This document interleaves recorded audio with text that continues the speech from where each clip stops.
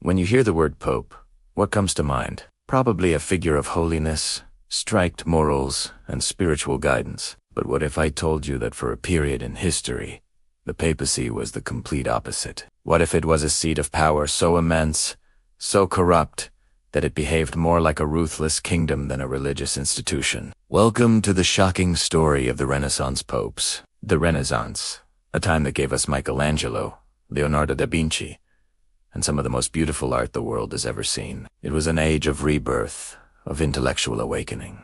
But behind the magnificent frescoes of the Sistine Chapel and the gilded walls of the Vatican, a very different story was unfolding. This was a world of ambition, greed, and political scheming that would make a modern-day political drama look tame. To understand how things got so out of hand, we need to go back to the 14th century, to a period known as the Avignon Papacy. For nearly 70 years, the popes weren't even in Rome. They were in Avignon, France, under the heavy influence of the French crown. This move shattered the papacy's image as an independent spiritual authority. It became deeply entangled in European politics. And when the popes finally returned to Rome in 1377, the damage was already done. The return to Rome didn't fix things. In fact, it led to the Great Schisma, bizarre and chaotic period where there were two, and at one point, even three rival popes, all claiming to be the one true successor to St. Peter. Each pope excommunicated the others and their followers, throwing Christendom into turmoil. This wasn't a theological debate, it was a raw power struggle. The crisis finally ended with the Council of Constance in the early 15th century, but the papacy that emerged was forever changed. It had become a political prize, and the men who would seek it were often more like kings than priests. This sets the stage for the Renaissance popes, a series of leaders who saw the papal throne not as a sacred duty, but as the ultimate opportunity for personal and familial enrichment. These weren't just spiritual leaders. They were rulers of the Papal States, a territory in central Italy. They commanded armies, signed treaties, and waged wars. And to fund all this plus their incredibly lavish lifestyles, they needed money, lots of it. This insatiable need for cash led to widespread corruption. One of the most infamous practices was the sale of indulgences. An indulgence was essentially a piece of paper that promised to reduce the amount of time a soul would spend in purgatory. For the right price, you could buy forgiveness for your sins, or even for the sins of your deceased relatives. It was a spiritual get-out-of-jail-free card, and it became a massive source of income for the church. The famous line attributed to one indulgence seller was, "As soon as the coin in the coffer rings, the soul from purgatory springs, tis practicing more than any other," would eventually light the fuse for the Protestant Reformation. Another corrupt practice was simony, the buying and selling of church offices. Ambitious men from wealthy families could simply purchase the position of bishop or cardinal. These weren't men chosen for their piety. They were chosen for their connections and their wealth. The office of cardinal, in particular, became a stepping stone to the papacy itself. Once a man became pope, he would often practice nepotism, appointing his own relatives, nephews, cousins, and even his own sons to powerful positions, ensuring his family's influence and fortune for generations.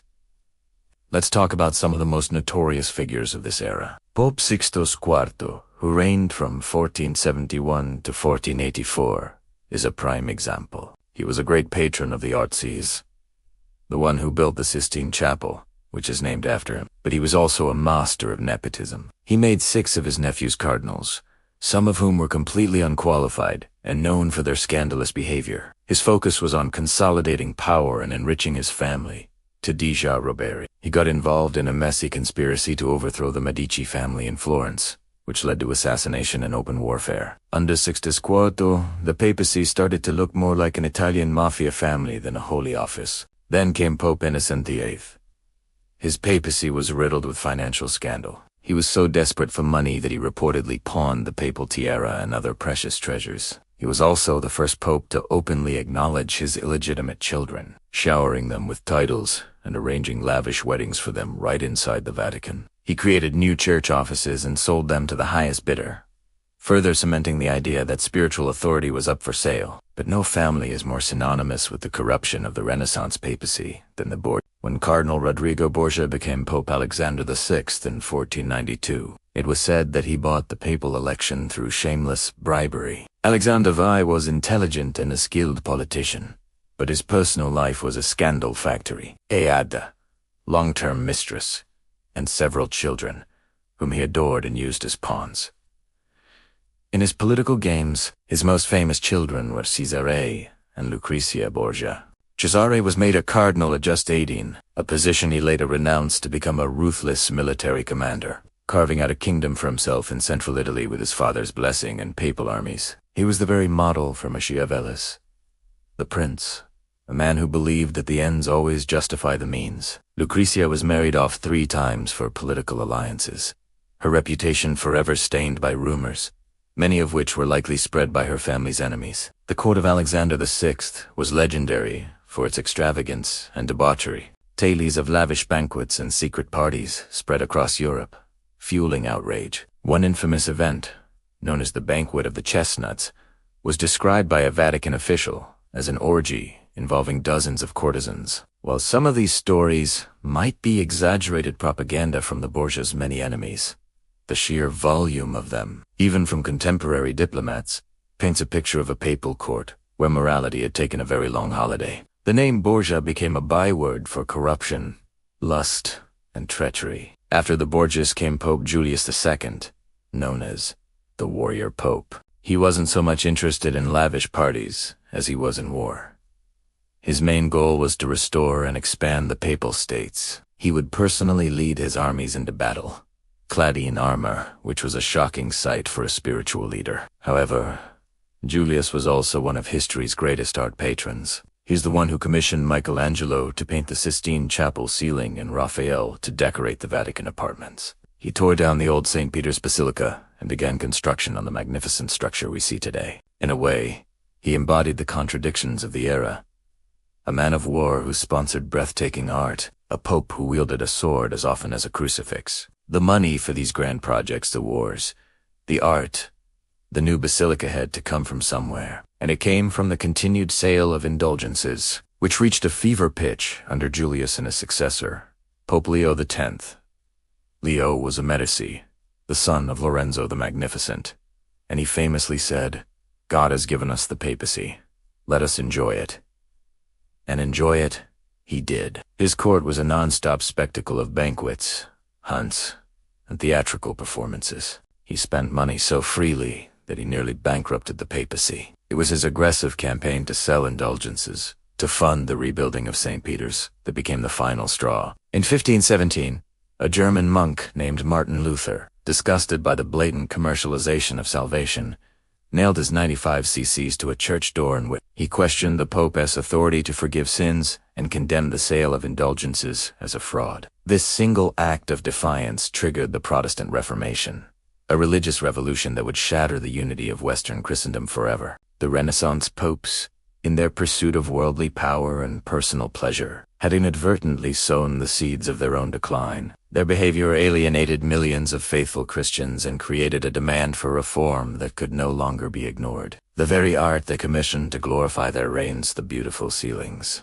the magnificent statues, now stands as a monument to an era of incredible creativity, but also of deep, systemic corruption. The story of the Renaissance papacy is a powerful cautionary tale. It shows what can happen when spiritual authority becomes entangled with absolute power, when the pursuit of wealth and glory overshadows the call to humility and service. It reminds us that behind the most beautiful facades, a darker reality can exist, and that even the most powerful institutions can be brought to the brink by human greed and ambition. The legacy of these popes is complex. They were both patrons of genius and architects of scandal, builders of magnificent churches and destroyers of faith. And their story remains one of the most fascinating and troubling chapters in the history of the Western world. Thanks for watching. If you found this dive into history interesting, don't forget to like this video and subscribe to our channel for more stories that you weren't taught in school. See you next time.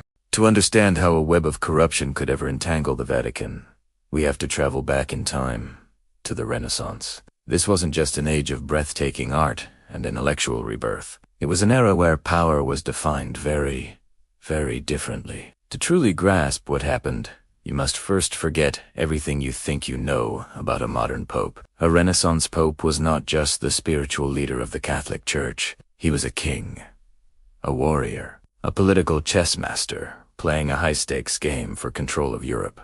The key to this immense power lay in something called the Papal States.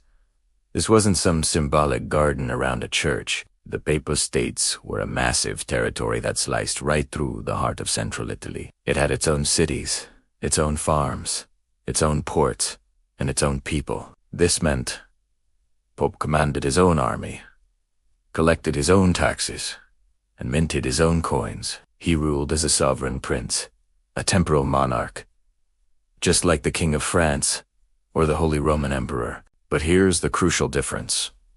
He held this worldly power in one hand, and in the other, he held the keys to the kingdom of heaven. Imagine a single individual who could dictate both politics and salvation. The Pope's word could crown an emperor or declare one illegitimate. His blessing could forge an alliance between two warring nations, solidifying it with a royal marriage he personally approved. Conversely, his displeasure could lead to excommunication, a spiritual death sentence that could turn a king's own subjects against him overnight. A monarch might have armies, but the Pope had a weapon far more potent: influence over the immortal souls of every person in Christendom, from the humblest peasant to the most powerful noble. In a world where faith was woven into the very fabric of daily life, this spiritual authority gave the papacy a reach and a weight that no secular ruler could ever hope to match. His signature could legitimize a newly conquered territory. His decree could launch a crusade, sending armies marching across continents. When explorers like Columbus sailed to the New World, it was the Pope who drew a line on the map, dividing the new lands between Spain and Portugal. This was the scale of his influence: global, absolute, and, in the eyes of many, divinely sanctioned. This fusion of earthly and divine authority created a figure of almost unimaginable power, a man who was both a king on earth and God's representative. And as history has shown us time and time again, where there is absolute power, temptation is never far behind. The lifestyle of a Renaissance pope was a far cry from one of humble piety. We're not talking about simple quarters and quiet contemplation. We're talking about palaces dripping with gold, halls lined with masterpieces by artists like Michelangelo and Raphael, and banquets that would rival those of any king. The Vatican was the epicenter of power, and it looked the part. Its courts glittered with luxury, a dazzling display meant to project strength and authority to a watching world. Ambassadors from every major kingdom, powerful nobles in silks and velvets, and grizzled generals fresh from the battlefield all walked these halls, seeking an audience with the Holy Father. The papal court was a bustling, vibrant city within a city. It swarmed with servants, scribes, soldiers, and scholars. Musicians played to entertain guests while poets composed verses praising the Pope's wisdom and generosity. It was a place of immense cultural patronage, but it was also a marketplace of influence. People didn't just come to the Vatican for spiritual guidance. They came seeking favors: a cardinal's hat for a younger son, a lucrative church position known as a benefice for a loyal follower, a papal blessing for a risky business venture, or, most importantly, political protection and military alliances. In this high-stakes environment, a nod from the Pope could make a family's fortune, while a frown could spell their ruin. And the popes, sitting at the center of this web, were the ultimate arbiters, deciding who would receive these life-altering rewards. This environment naturally attracted some of the most ambitious and powerful families in Italy. The papacy became the ultimate prize. Securing the papal throne for a relative meant securing a dynasty's future. Great families like the Borgias from Spain, the Medici from Florence, Tidia Reveres, and the ancient Roman Orsini and Colonna clans poured their immense wealth and influence into the papal elections, known as conclaves. These were not solemn spiritual gatherings. They were intense political campaigns, rife with backroom deals, bribery, and promises of future rewards. Cardinals were promised land, titles, and powerful positions in exchange for their votes. Consequently, the men who emerged as popes were often not the most holy or devout candidates. They were the most politically savvy, the most well-connected, the ones whose families had outmaneuvered and outspent all the others. Once a pope from one of these powerful families was elected, His first priority was often not the spiritual health of the church, but the material wealth of his own kin. This practice was called Nepotism, from the Italian word for nephew, and it became rampant. Popes would elevate their nephews, cousins, and even their own son Sofan,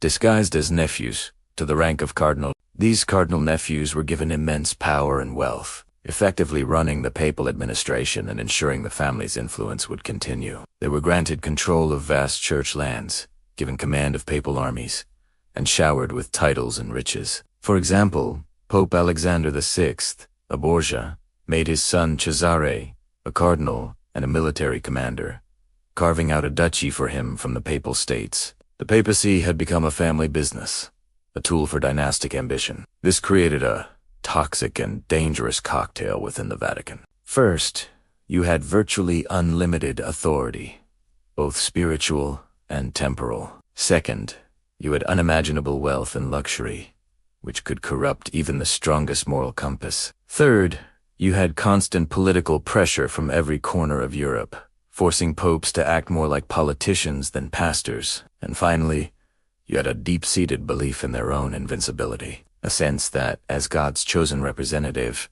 they were above judgment and reproach. This potent mix fostered an atmosphere where the sacred duties of the papacy were often overshadowed by personal desires. The result was a series of leaders who, while often being brilliant administrators, patrons of the arts, and cunning diplomats, failed in their primary role as spiritual guides. Instead of embodying Christian virtues of humility, charity, and purity, many used this sacred position to satisfy their own ego, their family's ambition, and their personal appetites. The focus shifted from shepherding souls to acquiring land, from spiritual reform to building grand monuments, and from serving God to serving themselves. The church's immense wealth was funneled into lavish building projects, costly wars fought to expand the papal states, and the extravagant lifestyles of the papal court and their relatives. To fund these enormous expenditures, the church needed a constant flow of cash. This led to the widespread and controversial sale of indulgences. An indulgence was,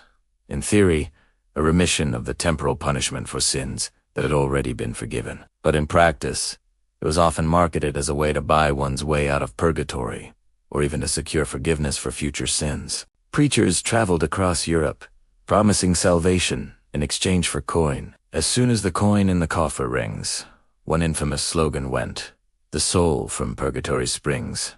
Tis practice, more than any other, seemed to represent the commercialization of faith. It was seen by many devout Christians as a perversion of the gospel, transforming salvation from a matter of faith and repentance into a simple financial transaction. The money from these sales didn't just go to building magnificent churches like St. Peter's Basilica. It also funded the political ambitions and personal luxuries of popes like Leo X, a member of the Medici family. His lavish spending and his aggressive campaign to sell indulgences to finance the reconstruction of St. Peter's were the final straw for a German monk named Martin Luther. In 1517, he nailed his 95 Theses to a church door, directly challenging the Pope's authority and the sale of indulgences. He argued that salvation was a gift from God, received through faith alone, not something that could be bought or sold. This act of defiance lit a fire that would engulf Europe, leading to the Protestant Reformation and shattering the unity of Western Christendom forever. The corruption,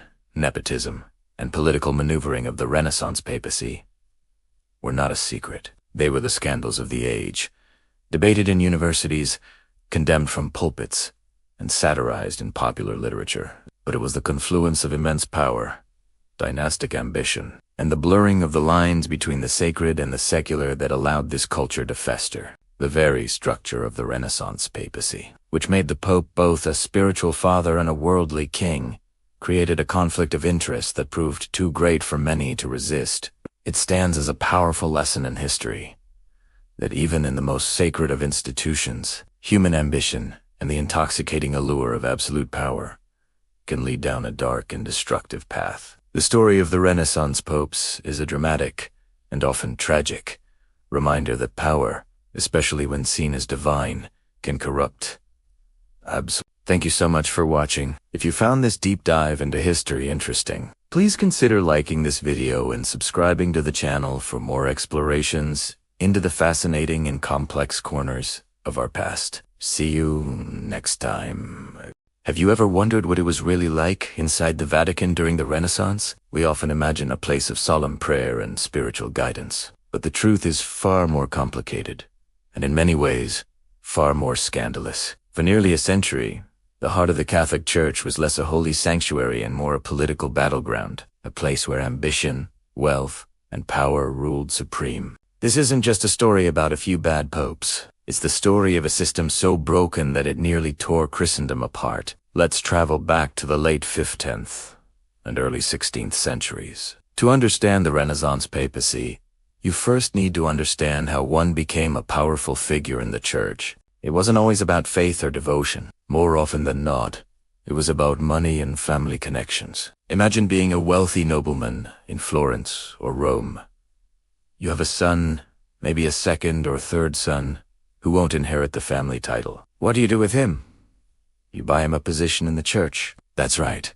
You could literally purchase the office of a bishop or even a cardinal. Wealthy families would offer enormous sums of money, land, or political favors to ensure their sons were chosen. These young men were often completely uninterested in spiritual matters.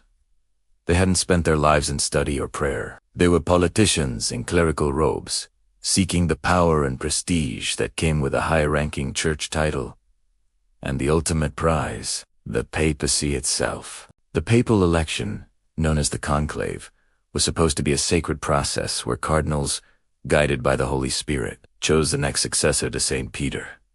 In reality, it was often a chaotic marketplace of bribery and backroom deals. The great families of Italy, the Medici, the Borgia, the Della Rovere, reviewed the papacy as the ultimate power play. They would secretly funnel vast fortunes into the campaigns of their chosen candidates.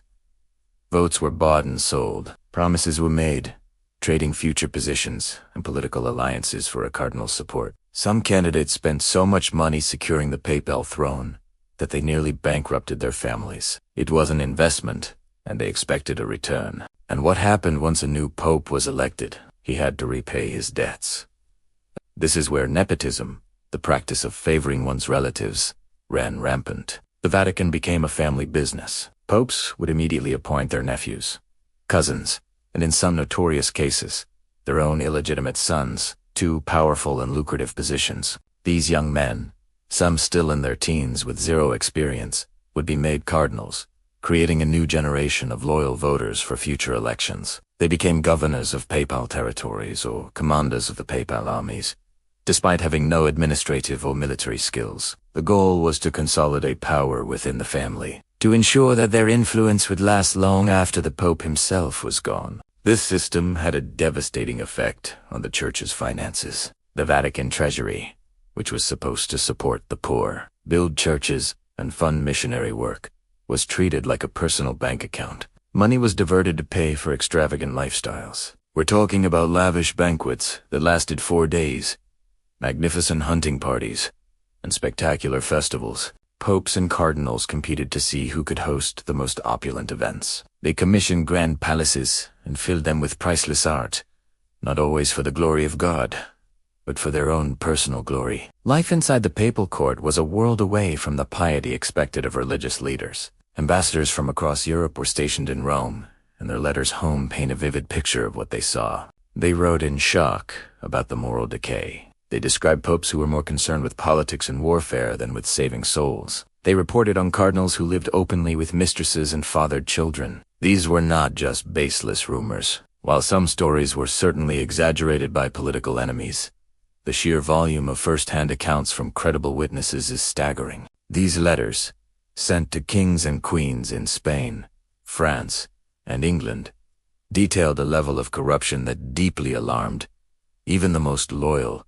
Catholic monarchs. The scandals weren't confined to the walls of the Vatican. To fund their luxurious lifestyles and ambitious political projects, popes needed more and more money. This led to the heavy taxation of the faithful across Europe.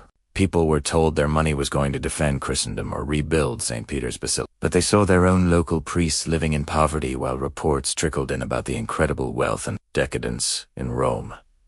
Discontent began to simmer. When people saw their spiritual leaders behaving like secular princes, living in luxury while the common folk struggled, their faith in the institution began to erode. This toxic environment of greed and ambition did more than just tarnish the church's reputation. It created a spiritual vacuum. When the leaders of the church seemed more interested in personal gain than in their sacred duties, it left the door wide open for criticism and dissent.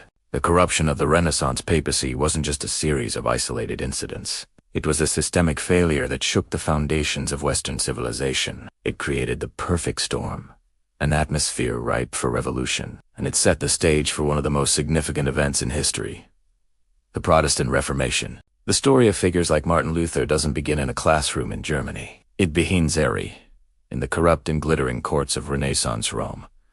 The legacy of this era is complex. On one hand, the patronage of these popes gave us some of the world's greatest art and architecture, like the Sistine Chapel ceiling and the new St. Peter's Basilica. But on the other hand, their actions led to a crisis of faith that would split the Christian world forever. It's a powerful reminder that institutions, no matter how sacred, are run by human beings, with all their flaws and ambitions. And when power goes unchecked, the consequences can echo through centuries.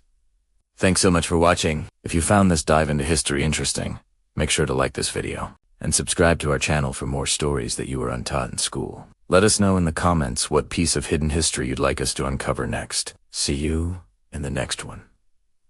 Have you ever heard of a pope who was more of a political mastermind than a spiritual leader? A man who turned the Vatican into a hub for family power and scandalous conspiracies. Today, we're diving into the story of Pope Sixtus IV, the man who built the Sistine Chapel but also cast a long, dark shadow over the church. Elected in 1471, Sixtus IV. Your typical Holy Father. He was a member of the powerful Della Rovere family, and from the moment he sat on the papal throne, his top priorities seemed to be his own relatives. He kick-started a trend of nepotism that would define the Renaissance papacy, transforming the Vatican into a family business. Imagine this. Young, inexperienced nephews, some known for their wild behavior that shocked even the people of Rome, were suddenly made cardinals, governors, and military commanders. The highest offices of the church were handed out like party favors to his inner circle. But Sixtus didn't stop at just promoting his family. He jumped headfirst into the treacherous world of Italian politics. The Italian peninsula at the time was a chaotic chessboard of rival city-states, and Sixtus played the game with ruthless ambition. His most infamous move was his involvement in the Papacy conspiracy, a sinister plot to overthrow the powerful Medici family, the rulers of Florence. This wasn't just some backroom deal. It was a full-blown conspiracy that involved secret meetings and political manipulation, all with the Pope's blessing. The plan was as shocking as it was brutal. The assassins chose the most sacred of places for their attack, the Florence Cathedral, during High Mass. As the congregation knelt in prayer, the attackers struck. Giuliano de' Medici was stabbed to death, while his brother, Lorenzo de' Magnifica, was wounded but managed to escape. The aftermath was chaos. The conspiracy failed. Florence was thrown into turmoil, and all of Europe watched in horror. The Pope, the supposed vicar of Christ on earth, was implicated in a bloody assassination attempt inside a church. This single event sent shockwaves across the continent, forever staining his reputation. Back in Rome, whispers grew louder. Ambassadors and diplomats reported on the Pope's blatant favoritism. It was clear to everyone that Sixtus's decisions weren't guided by spiritual wisdom, but by personal attachments and private interests. He showered his favorite noblemen with gifts, vast estates, and powerful political positions.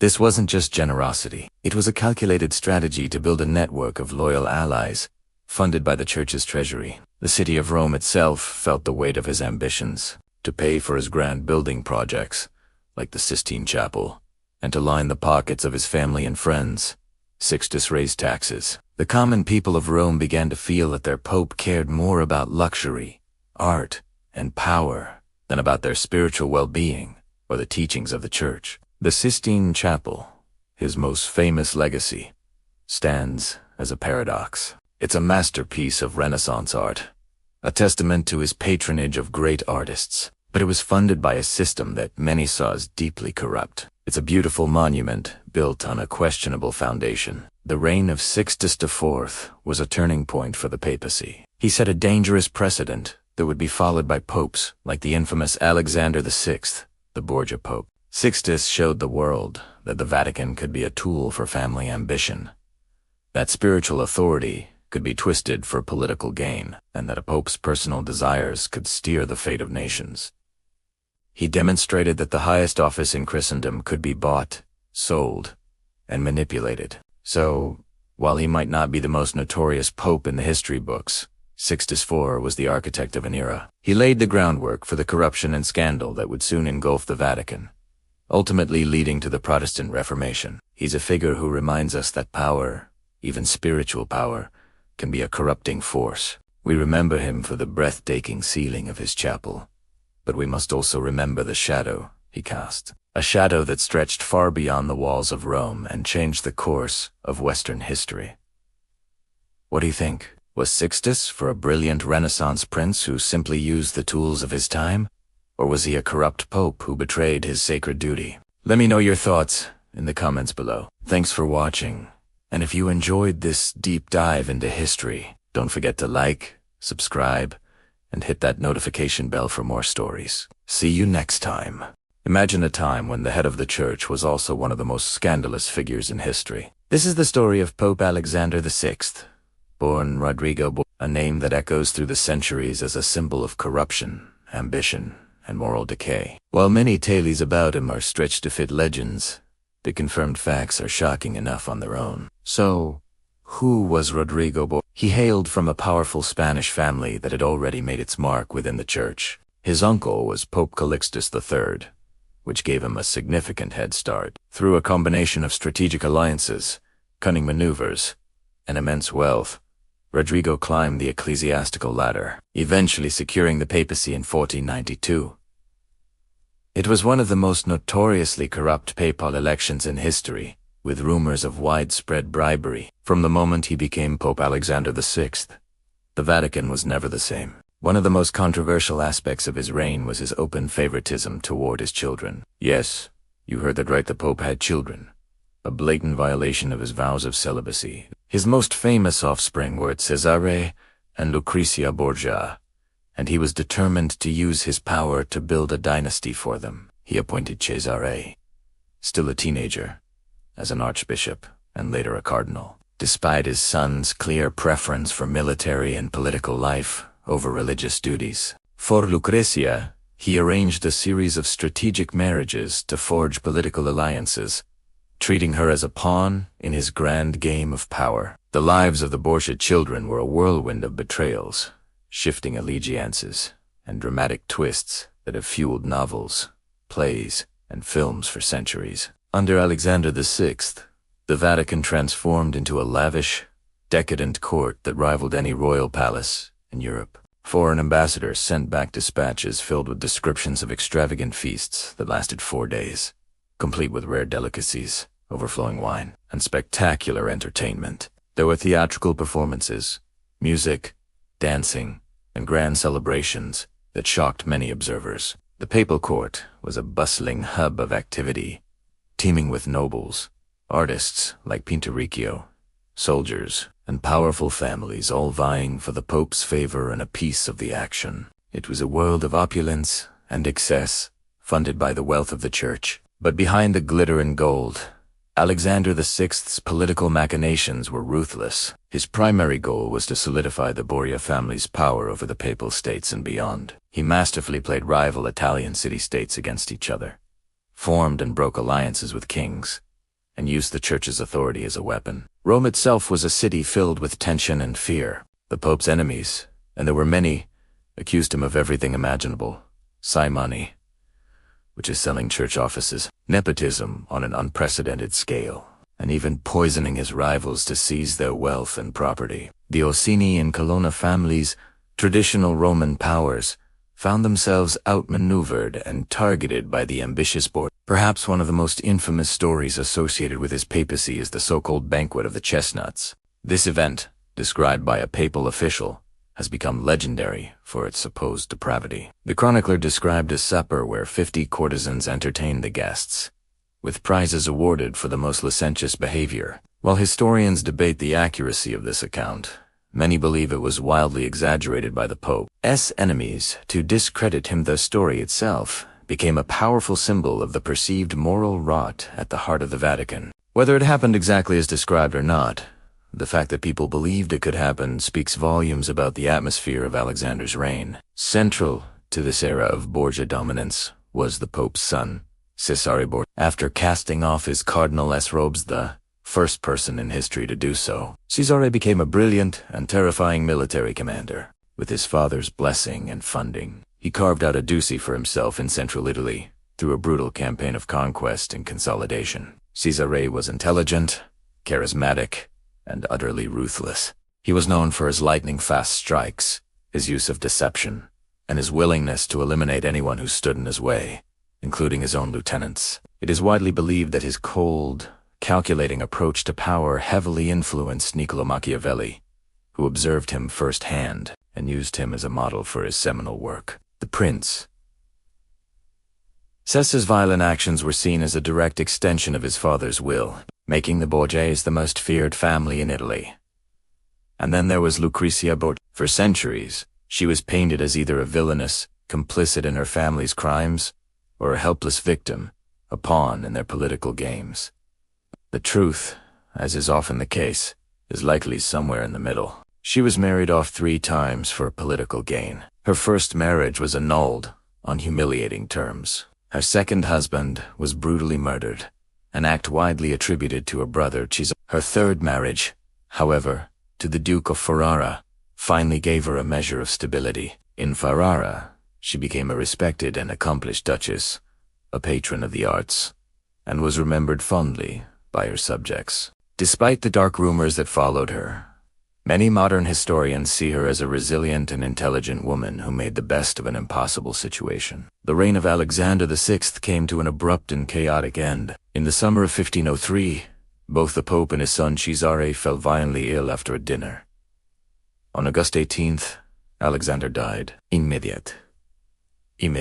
Rumors flew that they had been poisoned, perhaps, accidentally drinking from a cup they had intended for one of their enemies. It was a fittingly dramatic end to a dramatic life. However, most historians today believe the cause of death was more mundane but just as deadly: malaria, which was rampant in Rome during the hot summer months. The Pope's death created a power vacuum. Rome descended into disorder as the Borgia's enemies seized the opportunity to reclaim their power. Cesare, still gravely ill, could not control the situation. Without the protection and resources of the Papacy, the Borgia Empire crumbled as quickly as it had been built.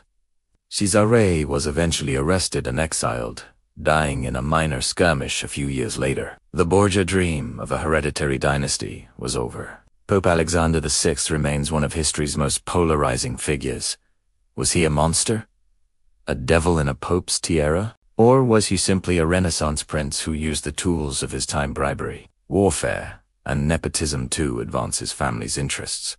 Just like any other secular ruler, perhaps he was both. His actions undoubtedly shocked Europe and contributed to a growing call for reform within the Church, a call that would eventually lead to the Protestant Reformation just a few years later. Whether the darkest rumors are true or not, Alexander VI's papacy stands as a powerful testament to an era when the lines between spiritual leadership and worldly ambition were dangerously and fascinatingly blurred. His story is a chilling reminder of how absolute power can corrupt absolutely. Thanks for watching, and if you enjoyed this journey into the dark side of history, don't forget to like, subscribe, and hit that notification bell for more stories like this. Imagine a time when the head of the Church was also one of the most scandalous figures in history. This is the story of Pope Alexander VI, born Rodrigo, a name that echoes through the centuries as a symbol of corruption, ambition, and moral decay. While many tales about him are stretched to fit legends, the confirmed facts are shocking enough on their own. So, who was Rodrigo? He hailed from a powerful Spanish family that had already made its mark within the Church. His uncle was Pope Calixtus III, which gave him a significant head start. Through a combination of strategic alliances, cunning maneuvers, and immense wealth, Rodrigo climbed the ecclesiastical ladder, eventually securing the papacy in 1492. It was one of the most notoriously corrupt papal elections in history, with rumors of widespread bribery. From the moment he became Pope Alexander VI, the Vatican was never the same. One of the most controversial aspects of his reign was his open favoritism toward his children. Yes, you heard that right, the Pope had children. A blatant violation of his vows of celibacy. His most famous offspring were Cesare and Lucrezia Borgia, and he was determined to use his power to build a dynasty for them. He appointed Cesare, still a teenager, as an archbishop and later a cardinal. Despite his son's clear preference for military and political life over religious duties. For Lucrezia, he arranged a series of strategic marriages to forge political alliances, treating her as a pawn in his grand game of power. The lives of the Borgia children were a whirlwind of betrayals, shifting allegiances, and dramatic twists that have fueled novels, plays, and films for centuries. Under Alexander VI, the Vatican transformed into a lavish, decadent court that rivaled any royal palace in Europe. Foreign ambassadors sent back dispatches filled with descriptions of extravagant feasts that lasted 4 days, complete with rare delicacies, overflowing wine, and spectacular entertainment. There were theatrical performances, music, dancing, and grand celebrations that shocked many observers. The papal court was a bustling hub of activity, teeming with nobles, artists like Pinturicchio, soldiers, and powerful families all vying for the Pope's favor and a piece of the action. It was a world of opulence and excess, funded by the wealth of the Church. But behind the glitter and gold, Alexander VI's political machinations were ruthless. His primary goal was to solidify the Borgia family's power over the Papal States and beyond. He masterfully played rival Italian city-states against each other, formed and broke alliances with kings, and used the Church's authority as a weapon. Rome itself was a city filled with tension and fear. The Pope's enemies, and there were many, accused him of everything imaginable: simony, which is selling church offices, nepotism on an unprecedented scale, and even poisoning his rivals to seize their wealth and property. The Orsini and Colonna families, traditional Roman powers, found themselves outmaneuvered and targeted by the ambitious Borgia. Perhaps one of the most infamous stories associated with his papacy is the so-called Banquet of the Chestnuts. This event, described by a papal official, has become legendary for its supposed depravity. The chronicler described a supper where 50 courtesans entertained the guests, with prizes awarded for the most licentious behavior. While historians debate the accuracy of this account, many believe it was wildly exaggerated by the Pope's enemies to discredit him. The story itself became a powerful symbol of the perceived moral rot at the heart of the Vatican. Whether it happened exactly as described or not, the fact that people believed it could happen speaks volumes about the atmosphere of Alexander's reign. Central to this era of Borgia dominance was the Pope's son, Cesare Borgia. After casting off his cardinal's robes, the first person in history to do so, Cesare became a brilliant and terrifying military commander. With his father's blessing and funding, he carved out a duchy for himself in central Italy through a brutal campaign of conquest and consolidation. Cesare was intelligent, charismatic, and utterly ruthless. He was known for his lightning-fast strikes, his use of deception, and his willingness to eliminate anyone who stood in his way, including his own lieutenants. It is widely believed that his cold, calculating approach to power heavily influenced Niccolò Machiavelli, who observed him firsthand and used him as a model for his seminal work, The Prince. Cesare's violent actions were seen as a direct extension of his father's will, making the Borgias the most feared family in Italy. And then there was Lucrezia Borgia. For centuries, she was painted as either a villainous, complicit in her family's crimes, or a helpless victim, a pawn in their political games.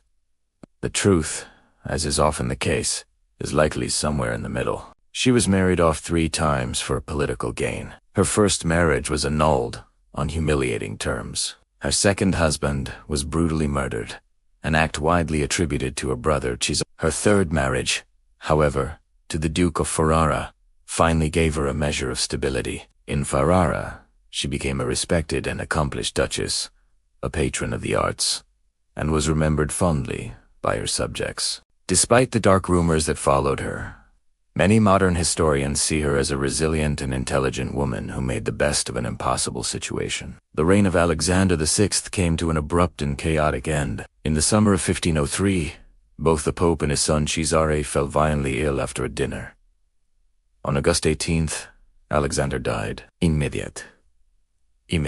Rumors flew that they had been poisoned, perhaps, accidentally drinking from a cup they had intended for one of their enemies. It was a fittingly dramatic end to a dramatic life. However, most historians today believe the cause of death was more mundane but just as deadly: malaria, which was rampant in Rome during the hot summer months. The Pope's death created a power vacuum. Rome descended into disorder as the Borgia's enemies seized the opportunity to reclaim their power. Cesare, still gravely ill, could not control the situation. Without the protection and resources of the Papacy, the Borgia Empire crumbled as quickly as it had been built.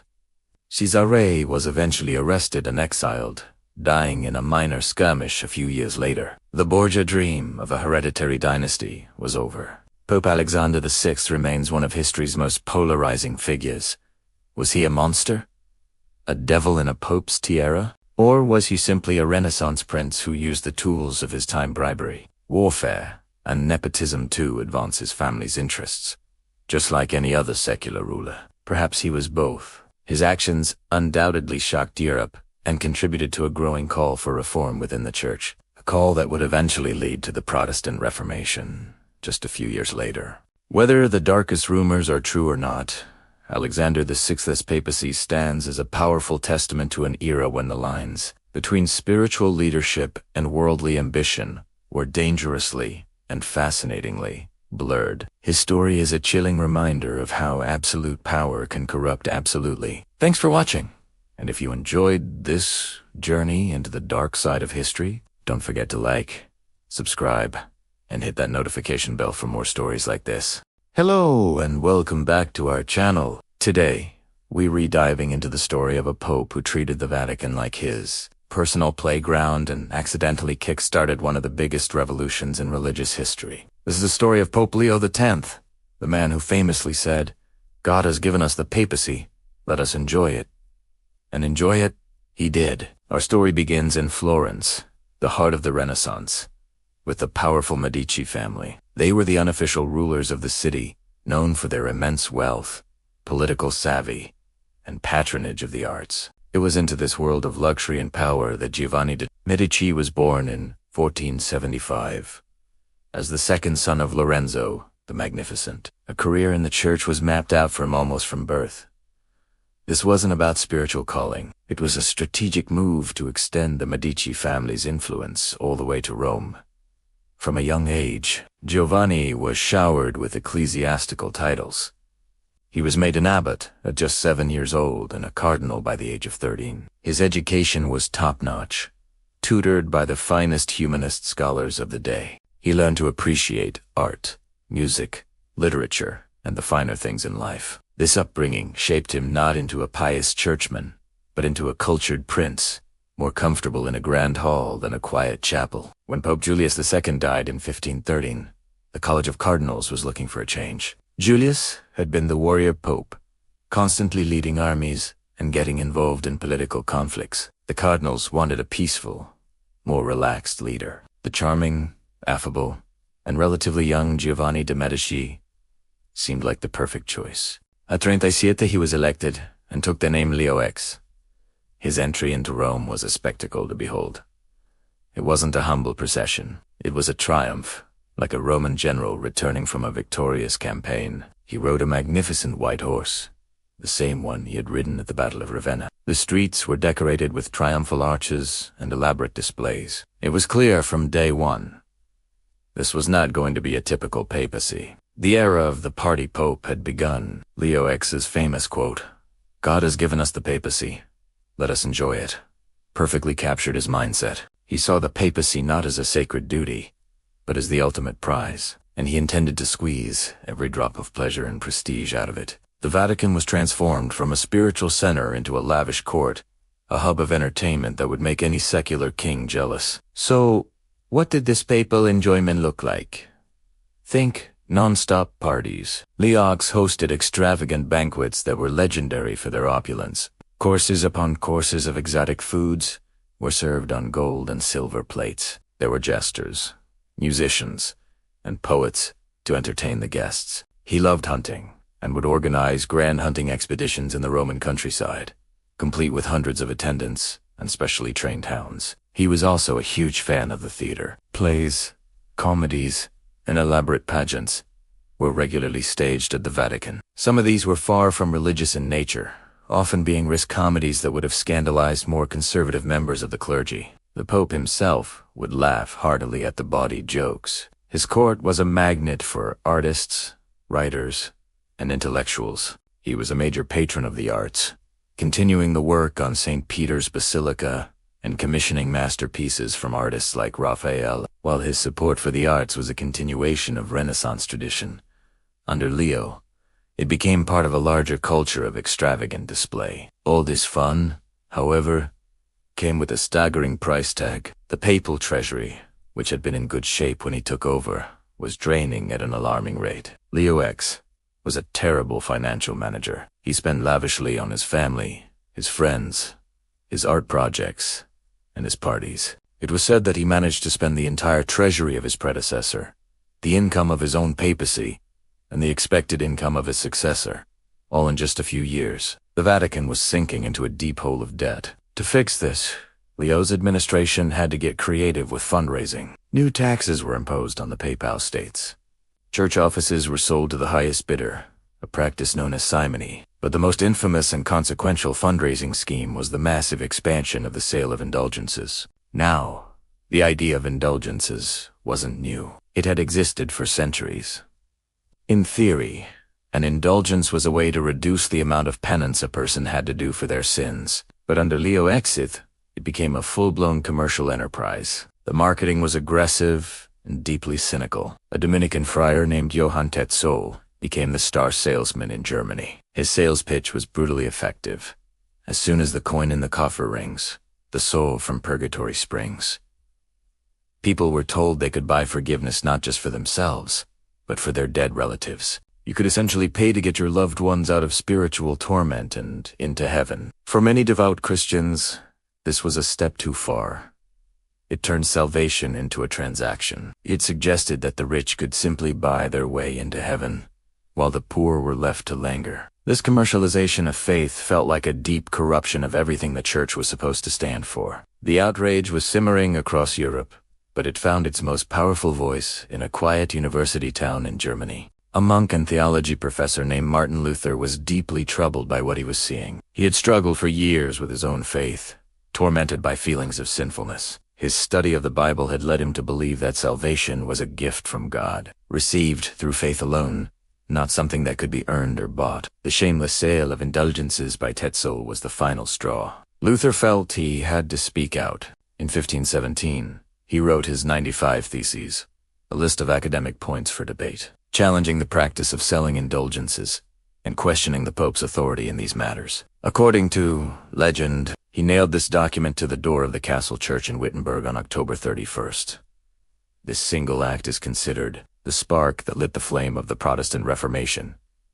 Back in Rome, Leo X was initially unconcerned. When he first heard about Luther's theses, he dismissed it as a monk's squabble. He reportedly said, "Luther is a drunken German. He will feel differently when he is sober."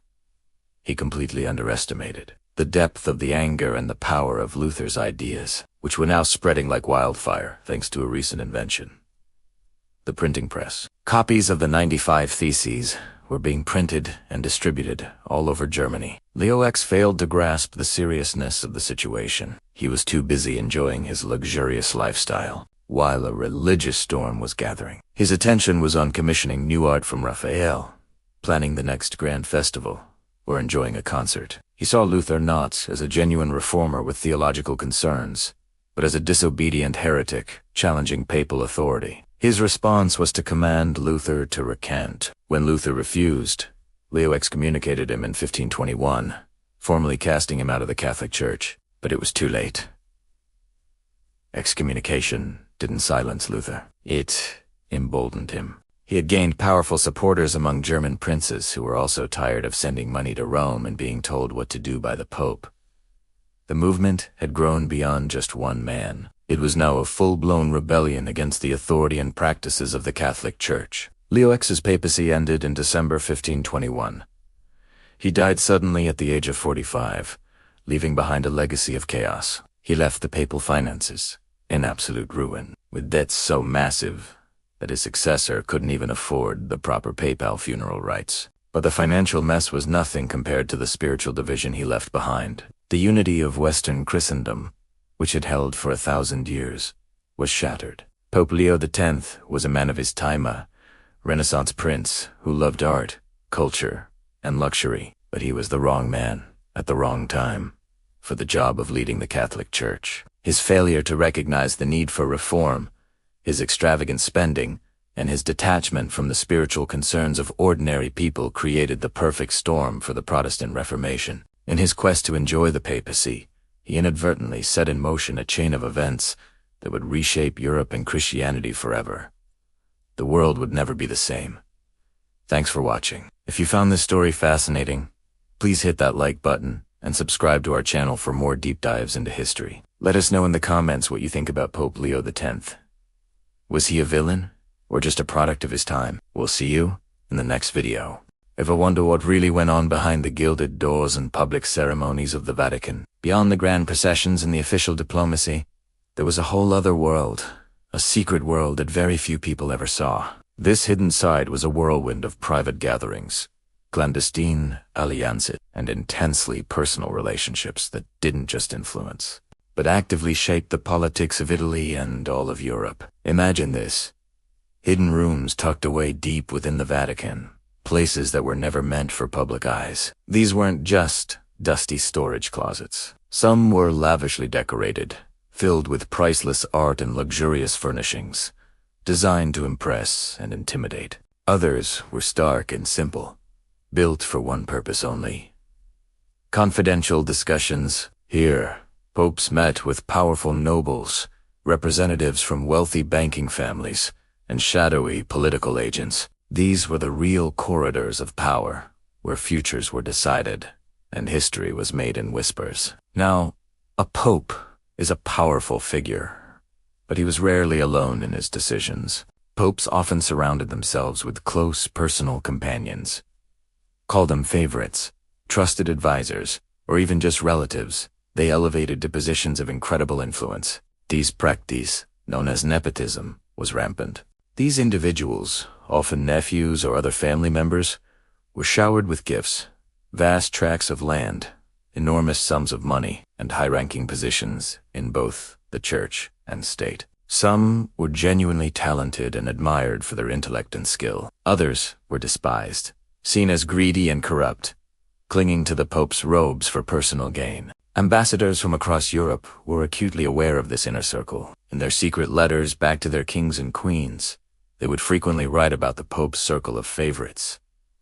They'd send urgent warnings, explaining that these chosen few were the gatekeepers. If you wanted to get anything done, if you wanted your message to reach the Pope's ears, you had to go through them first. They controlled access, and in doing so, they controlled the flow of information and influence. Trying to bypass them was political suicide. With so much power concentrated in the hands of a few, it's no surprise that bribes and gifts became a standard part of doing business. It was an unspoken rule. If you wanted a favor, you had to offer something valuable in return. Did you want to become a bishop? A hefty donation was expected. Dreaming of a lucrative military command? You'd better come with a chest full of gold. This exchange of money for influence was perhaps the worst-kept secret of the Renaissance papacy. It was an open market for power, and everyone knew the price. This environment made the Vatican a hotbed of espionage. Every major king and prince in Europe had spies inside the papal court. These agents were tasked with gathering any information they could get their hands on. Secret alliances being formed, upcoming political decisions, and of course personal scandals that could be used as leverage. They were masters of disguise and deception, posing as clerks, servants, or even priests. Some of these spies kept detailed diaries and sent back reports that, when later revealed, sent shockwaves across the continent. They documented everything, from secret treaties to the lavish lifestyles and moral failings of high-ranking cardinals. Of course, with so much secrecy and intrigue, rumors were bound to fly. Tales of poisoned plots, debauched parties, and hidden treasures were whispered in the taverns and marketplaces of Rome. While many of these stories were certainly exaggerated, sensationalized for dramatic effect, they reflected the dark and cynical atmosphere of the time. People saw the immense wealth and power of the church leadership and could unhelp but imagine the worst. These rumors, whether true or not, painted a picture of a Vatican steeped in moral ambiguity. This hidden world of secrecy, corruption, and espionage created a lasting legacy. It contributed to the Vatican's complex reputation as a place where profound holiness and deep-seated sin existed side by side. It was a paradox that puzzled and fascinated observers. In fact, the people of Rome had a cynical joke they often repeated. The closer you get to the center of the church, the further you move away from God. This saying captured the feeling that the heart of Christendom was also a place of worldly ambition and moral compromise, a dazzling and dangerous stage where the sacred and the profane danced a delicate and often deadly waltz. The secrets of the Renaissance Vatican reveal a side of history that is far more complex and human than the polished image we often see. It was a place of faith, but also of ambition, of art, but also of intrigue, of divine authority, but also of very human weakness. Exploring this hidden world helps us understand the incredible pressures and temptations that came with holding absolute power in a turbulent age. Thank you so much for watching. If you found this journey into the secret corridors of the Vatican interesting, please hit that like button and subscribe for more deep dives into the hidden corners of history. We'd love to hear your thoughts in the comments below. See you in the next video. Ever wondered how an institution as powerful as the Vatican could lose its grip on an entire continent? It wasn't one single event, but a slow burn of scandal, gossip, and growing distrust that set Europe on a path to revolution. Let's dive into the story of how the Renaissance popes, through their own actions, accidentally paved the way for the biggest religious schism in Western history. By the late 15th and early 16th centuries, the whispers about Rome were getting louder. Across Udape, a sense of unease was brewing. The spiritual head of Christendom, the Pope, was supposed to be a figure of moral purity, a guide for millions. But the stories coming out of the Vatican painted a very different picture. Corruption, it seemed, had taken root in the very heart of the church. This wasn't just quiet grumbling. The news spread like wildfire, thanks in part to the sophisticated diplomatic networks of the time. Imagine the scene. Ambassadors from England, France, Spain, and the Holy Roman Empire, all stationed in Rome. Their job was to report back to their kings and queens, and what they reported was explosive. Their official dispatches, written in careful, coded language, described a papal court that looked less like a spiritual center and more like a lavish, secular kingdom. These letters detailed the Pope's behavior, which often seemed more fitting for a worldly prince than a holy father. They talked about the extravagant spending on art, palaces, and personal luxuries. They described an atmosphere thick with political maneuvering and moral ambiguity. These weren't just rumors. They were official reports from trusted observers, and they landed on the desks of the most powerful people in Europe, planting serious seeds of doubt. But it wasn't just the high and mighty who were talking. The gossip trickled down to the common people, especially in Rome itself. The city's markets, taverns, and public squares were buzzing with chatter. Local Romans saw the goings-on with their own eyes. They saw the Pope's relative suddenly being appointed to powerful and lucrative positions of practice we know as nepotism. They heard stories of church offices being sold to the highest bidder, a corrupt practice called simony. Of course, gossip has a way of growing with each telling. Some stories were undoubtedly exaggerated for dramatic effect. Others were probably completely fabricated by enemies of the Pope. But here's a crucial part. Many of these rumors were rooted in truth. There really was rampant nepotism. Bribery was a common way of getting things done. There were whispers of secret affairs and children born to clergy who were supposed to be celibate. Political manipulation was the name of the game, and the lifestyle of the Pope and his cardinals was often one of unimaginable luxury, funded by the tithes and taxes of ordinary Christians across Europe.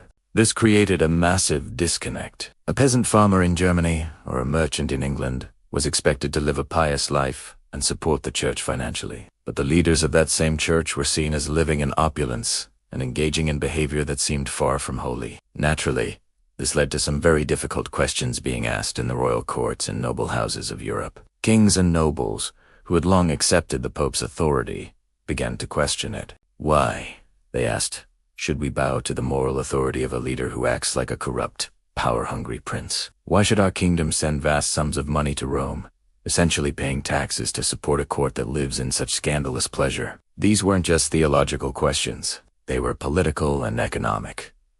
The Pope wasn't just a spiritual leader. He was a political power who could crown kings, settle disputes, and command armies. If his moral authority was compromised, then his political authority was too. This questioning didn't stay behind closed doors.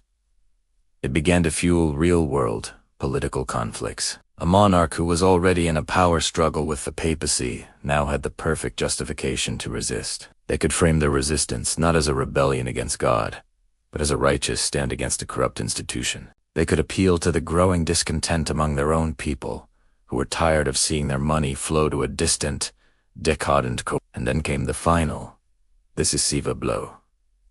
The Protestant Reformation. In 1517, a German monk named Martin Luther famously nailed his 95 Theses to a church door. This act, while not initially intended to break the church, ignited a firestorm of religious debate and dissent. Reformers like Luther and later John Calvin and others demanded a return to what they saw as a simpler, purer form of Christianity, based directly on the Bible. For these reformers, the scandals of the Renaissance popes were not just unfortunate incidents. They were the ultimate proof that the church had lost its way. They became a powerful weapon in the reformers' arsenal. They could point to the behavior of the popes and cardinals in Rome and say, "See, this is what happens when an institution becomes more concerned with wealth and power than with saving souls."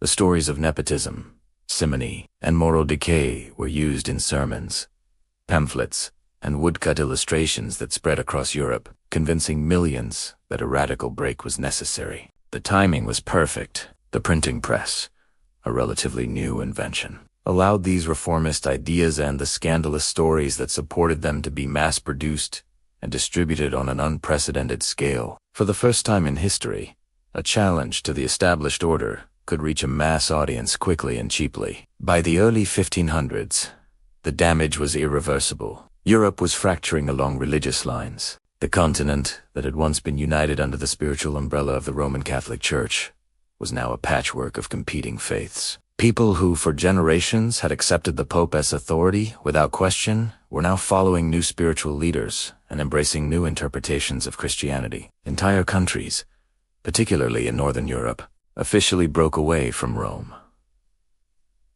The old unity of Christendom was shattered.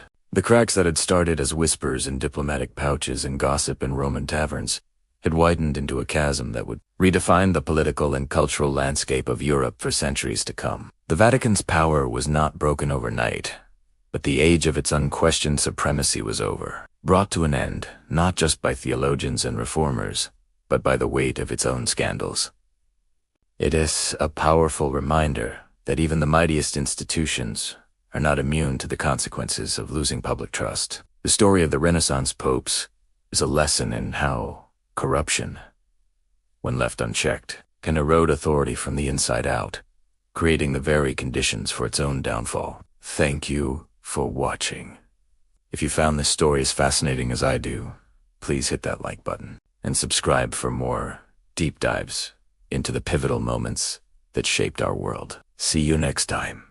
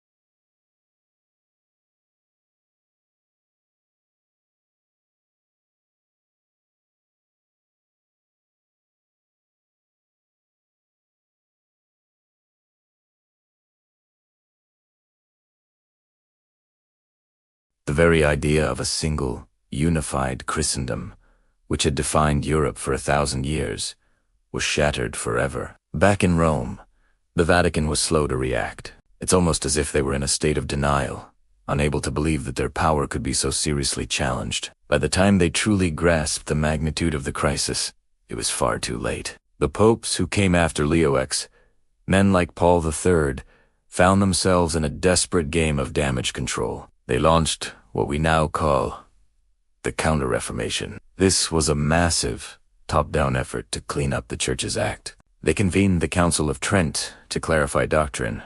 They clamped down on the sale of indulgences, and they made serious attempts to root out corruption and restore spiritual discipline among the clergy. New religious orders, like the Jesuits, were founded with a mission to educate and evangelize, bringing a renewed sense of purpose and rigor to the faith.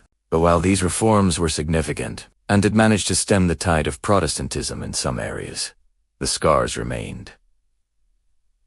The trust that had been broken was not easily mended. The Christian world was now permanently divided. Beyond the religious sphere, the political landscape of Europe was also transformed. For centuries, kings and emperors had trembled at the thought of excommunication. The Pope's word was a powerful weapon that could destabilize entire kingdoms. But the scandals and the subsequent Reformation severely weakened that weapon. Kings realized that the Pope's authority wasn't absolute. They saw an opportunity to consolidate their own power, creating stronger, centralized nations. The rising national monarchies in France, Spain, and England began to assert their dominance. The Pope's political influence, once continent-wide, began to shrink. He was no longer the supreme arbiter of European affairs, but was reduced to being just one more player, albeit a significant one, on a very crowded political chessboard. The world had changed, and the Vatican's power was now checked and balanced by ambitious kings who no longer saw Rome as the center of their universe.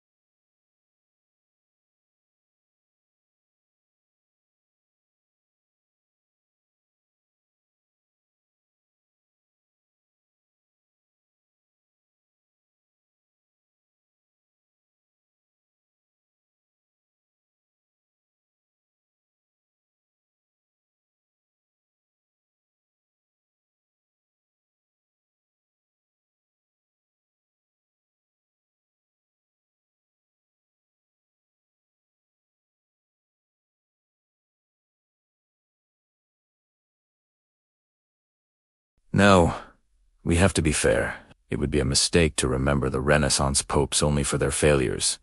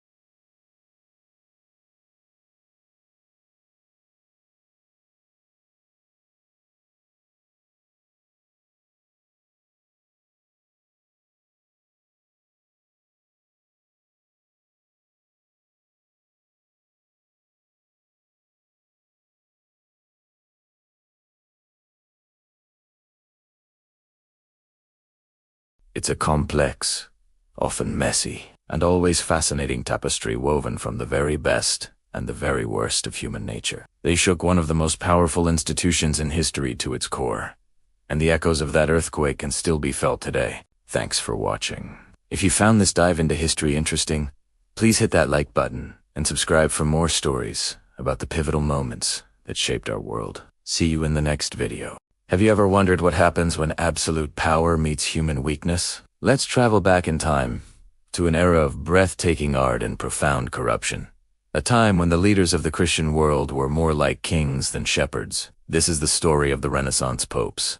A tale that's more than just a chapter in a history book. It's a gripping drama of ambition, scandal, and the dark side of human nature. The Renaissance was a time of rebirth, a glorious explosion of art, science, and philosophy. We think of Michelangelo painting the Sistine Chapel, Leonardo da Vinci sketching his inventions, and Florence blossoming under the Medici. But beneath this glittering surface, in the very heart of the church in Rome, a different kind of story was unfolding. The men who wore the papal tiara, who were supposed to be the spiritual guides for millions, were often entangled in worldly affairs that would make a modern politician blush. Let's start with the Borgias, a name that has become synonymous with corruption. Pope Alexander VI born Rodrigo Borgia is perhaps the most infamous of them all. Before he even became pope, he had several children, whom he openly acknowledged and showered with power and wealth. His papacy wasn't won through piety, but through backroom deals and blatant bribery. Once on the throne of St. Peter, he used his position to advance his family's fortunes. His son Cesare Borgia, a ruthless and brilliant military commander, carved out a kingdom for himself in central Italy, with his father's blessing and papal funds. His daughter, Lucretia, was used as a political pawn, married off multiple times to forge strategic alliances. The Vatican became a stage for lavish parties, political assassinations, and conspiracies. It was a world where poison was a tool of diplomacy and family loyalty trumped spiritual duty. The Borgias showed the world how the highest office in Christendom could be turned into a family business, a dynasty built on sin and power. But the Borgias weren't an exception. They were just the most extreme example of a widespread problem. Take Pope Julius II, the warrior pope. He was a fierce patron of the arts, commissioning Michelangelo for the Sistine Chapel ceiling and Raphael for the Vatican stands. We owe some of the world's greatest masterpieces to him. But he earned his nickname by personally leading armies into battle, clad in armor, to expand the papal states. His ambition was not to save souls, but to build a powerful kingdom on earth. He sold indulgences certificates that supposedly reduced time in purgatory not to offer spiritual comfort, but to finance his wars and his grand building projects, including the new St. Peter's Basilica. This practice of selling salvation would later become the flashpoint for Martin Luther in the Protestant Reformation. Then there was Pope Leo X, a member of the powerful Medici family from Florence. His famous quote, "Since God has given us the papacy, let us enjoy it," perfectly captures the spirit of the age. His court was one of the most magnificent in Europe, a constant parade of banquets, hunts, and theatrical performances. He spent so lavishly on art and luxury that he nearly bankrupted the papacy. To refill the coffers, he aggressively expanded the sale of indulgences, sending preachers across Europe with a message that you could buy your way into heaven. It was this rampant commercialization of faith that pushed a German monk named Martin Luther to nail his theses to a church door, an act that would shatter the unity of Western Christianity forever. So, why does this story from 500 years ago still fascinate us? Because it's a timeless story about human nature. It shows what can happen when people with immense power and authority forget the responsibility that comes with it. These popes were not just flawed individuals. They were at the head of an institution that preached humility, poverty, and chastity, while they themselves indulged in arrogance, wealth, and lust. They lived in a world where sublime beauty and shocking sin walked hand in hand. The same pope who commissioned a divine masterpiece in the morning might be plotting a political murder in the afternoon. Their actions had enormous consequences. They didn't just tarnish the reputation of the church. They reshaped the political map of Europe, fueled wars, and ultimately triggered the Reformation, which led to centuries of religious conflict. Their lives were a paradox, a mix of the sacred and the profane. They were patrons of the arts who gave us timeless beauty, But they were also politicians and warlords who played a dangerous game of power. The story of the Renaissance popes serves as a powerful warning. It teaches us that no institution, no matter how holy or revered, is immune to corruption. It reminds us that power, especially unchecked power, is a dangerous force. It can tempt even those who are supposed to be spiritual leaders to abandon their principles for personal gain, for ambition, for ego. History remembers these popes, not just for their scandalous failures, but for the crucial lessons they left behind. Their legacy forces us to think critically. It encourages us to question authority, to demand accountability and transparency from our leaders, whether they are in politics, business, or religion. It's a stark reminder that blind trust is a dangerous thing. We must always be vigilant and hold those in power to the highest standards. This is why their tale continues to be told, why it continues to captivate our imagination. It's more than just history. It's a mirror reflecting our own world. It shows us the darkness that can grow in the places where we most expect to find light.